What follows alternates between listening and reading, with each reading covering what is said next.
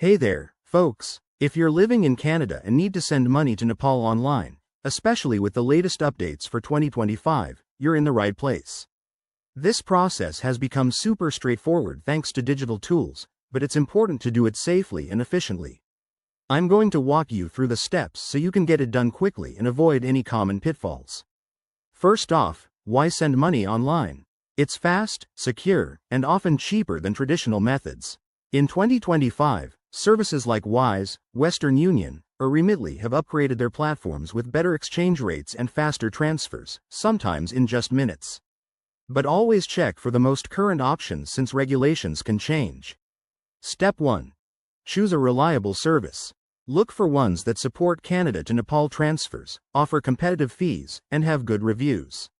Apps like Wise are popular because they use the mid-market exchange rate, saving you money. Step 2. Sign up or log in to the app or website.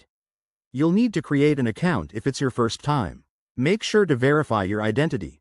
Most services require this for security, like uploading ID or linking your bank account.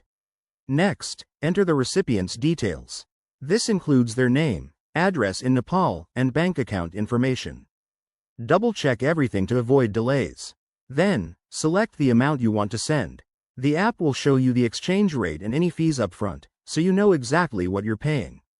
For 2025, keep an eye on new features like real-time rate updates.